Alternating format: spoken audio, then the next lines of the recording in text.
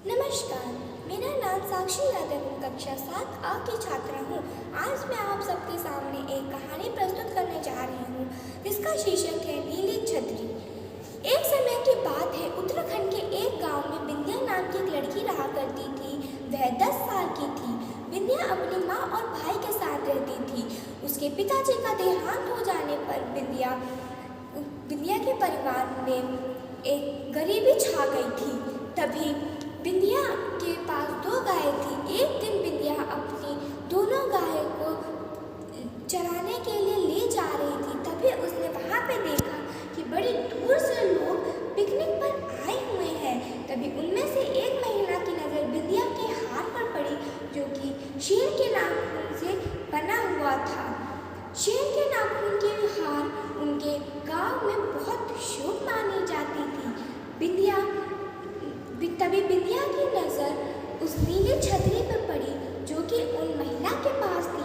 तभी दोनों ने कहा कि आप मुझे यह छतरी दे सकती हो।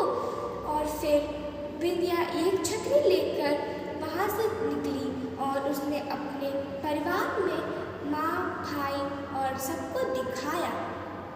बिंदिया एक दिन चाय वाले की दुकान पर टॉफ़ी लेने गई।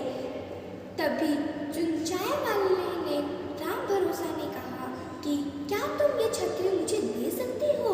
तो बिंदिया ने कहा, हाँ, मैं आपको छतरी दे सकती हूँ, लेकिन इसके दाम 15 रुपये हैं।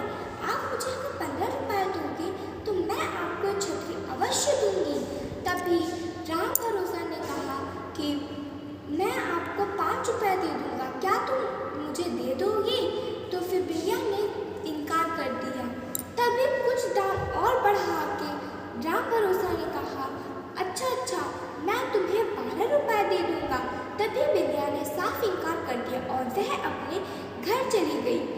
तभी कुछ दिन बाद राम भरोसा ने अपना दुकान पे एक नौकर रखा जिसका नाम राजा राम था। राजा राम बहुत ही चालाक आदमी था। राजा राम एक दिन देखा कि उसके सेठ जी बहुत विचार में परेशान से पड़े हुए हैं। तभी राजा राम ने पूछा कि सेठ जी, आपको क्या हुआ है? तभी राजा राम ने पूरी उसको बात बताई और फिर राजा राम ने अपने सेठ राम भरोसा से कहा कि आप मुझे 3 रुपये दीजिए, मैं आपको अवश्य छतरी ला के दूँगा। तभी उनके सेठ राम भरोसा ने कहा कि क्या तुम चोरी करोगे? चोरी करना गलत बात होती है। नहीं, मैं तुम्हें 3 रुपये नहीं दे सकता और तुम ये चोरी भी नहीं करोगे। राम भरोसा ने कहा कि अच्छा जी, ठीक है। फिर उसी रात वह बिना बताए अपने सेठ को बिंदिया के घर गया और वह चोरी करते हुए बिंदिया के भाई बिन्नू से पकड़ा गया और फिर उसकी बहुत पिटाई हुई। बिंदिया के भाई ने पूछा कि तुम ये चोरी क्यों कर रहे हो? तभी राजा राम ने कहा कि मेरे सेठ राम भरोसा ने मुझे चोरी करने को कहा है।